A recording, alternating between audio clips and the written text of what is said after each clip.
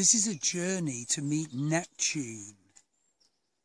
Neptune, the god of intuition and vision,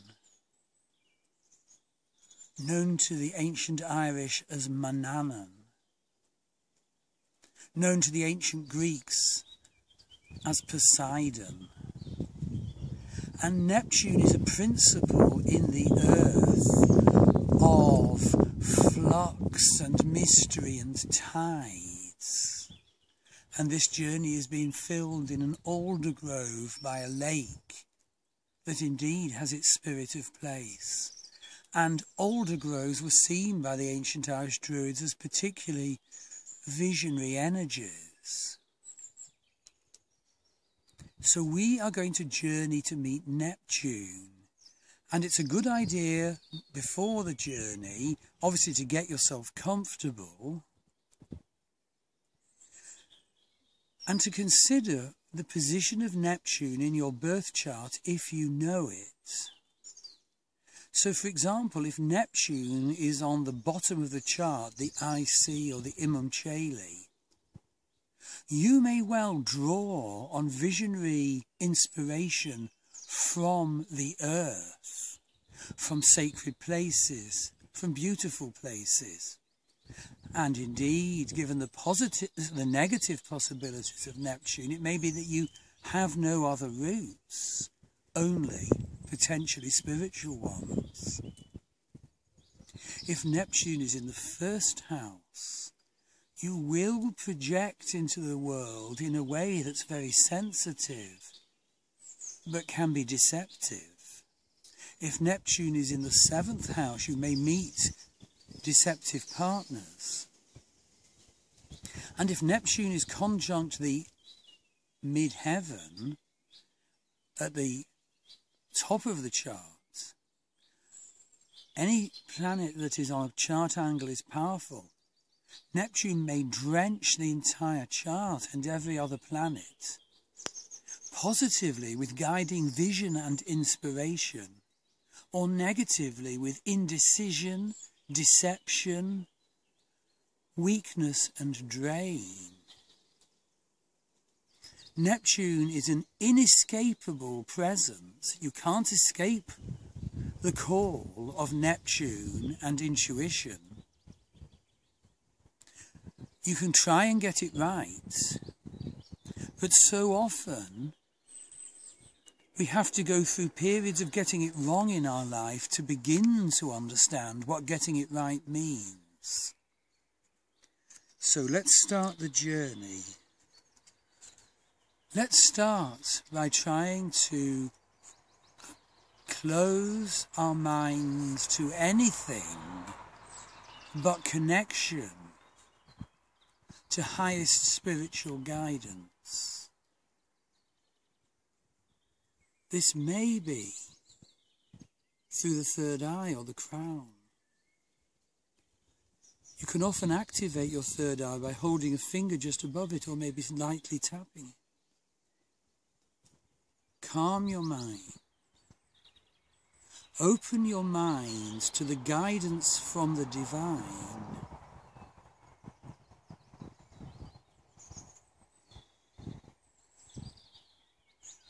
What promptings come to you about areas of your life when that sky link to the divine is opened?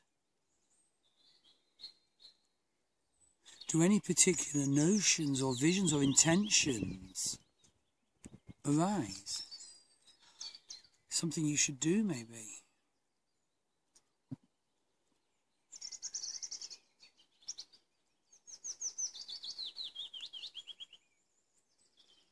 But of course, we very rarely experience the pure divine nature of a planet. That's beyond us. So we experience the planet through filters in this earth life. Filters of the sign the planet occupies in our birth chart, the house the planet occupies in our birth chart, and aspects to the planet. So thus, The position of the planet in our birth chart declares how the planet will manifest in our life.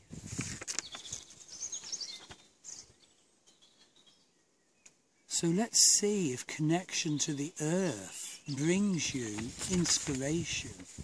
Imagine yourself indeed standing in this alder grove beside this ancient lake that's been here since the melting of the ice.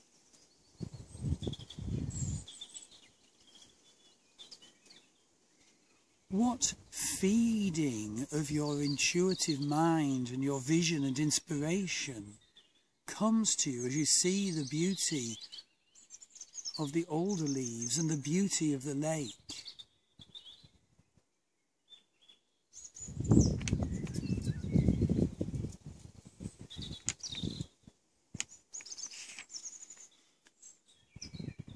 Hold that in your mind, but turn sideways and look at the negative manifestations of Neptune, where Neptune is twisted by those filters I mentioned and misused by the people who receive the rays that Neptune, like every planet, sends to all of us. Neptune is the Pied Piper when he's negative. Neptune is deceptive when he's negative. Neptune can drain our strength and well-being, and often under negative Neptune influences we go in for unwise diets. And negative Neptune also is the degradation and manipulation of the alcoholic who is in denial.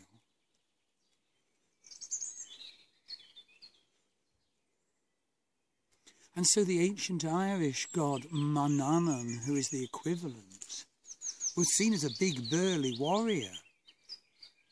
But he had a cloak that he could wrap round him that was the same colour as the ocean waves, and thus he could become invisible. He could ride his chariot across the surface of the waves as if it was dry land. And that's a metaphor for how you can journey to the other worlds. Because the truth is, you know in this journey that this world isn't wholly real. Your unconscious is vast, and it's pushing you along and giving you impulses which Neptune meditations can open you to. The ancient Irish saw many other worlds with other world beings, and they cross over and interpenetrate into this world. And so imagine other world islands like the land of the ever young, and then look at your life. You know, is there any quality to your life that you ought to alter to make you more attuned to the inspirations of Neptune that are coming to you from your unconscious, from the other worlds? Now listen, does something prompt, does something come up when you ask yourself, is there something I need to alter so as to open to my intuitive guidance?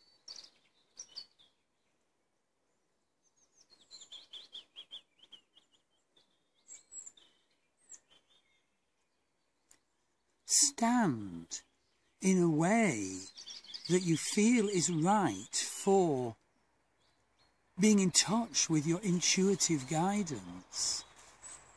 Let your body feel different.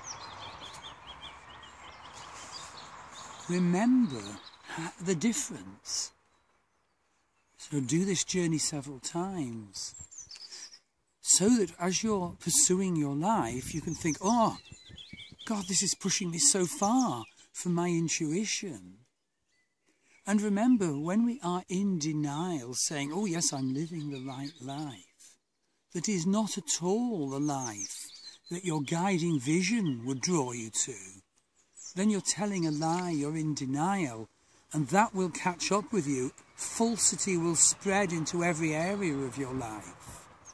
negative Neptune will rear his head. The consequences can be terrible of living in denial. And the way people who do that treat other people and draw them into their manipulative webs is awful to contemplate.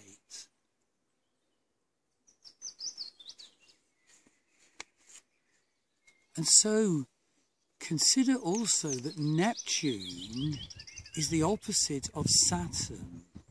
Saturn is your responsibilities, your blocks, if it's negative. Things you were told in childhood that put blocks on you becoming you. Neptune can be the beacon that calls you to do vision work to overcome the negative side of Saturn. Uranus is an energy of lightning flash revolution. It's merciless, it's heartless, it's driven, it's inescapable. But that can combine with Neptune to bring you revolutionary guiding vision and take your life in that direction.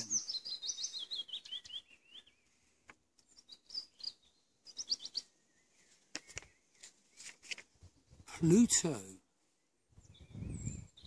combines with Neptune to give us a bridge, a rainbow bridge to the supernatural, to mediumship.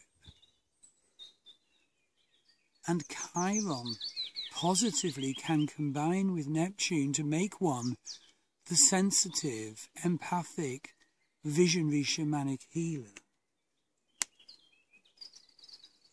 So as we close this meditation journey, give a space, make an intention to follow and connect to your dreams over the next few days, so that your own guiding vision can help you live a more sensitive, full and genuine life. So take time to come round from this.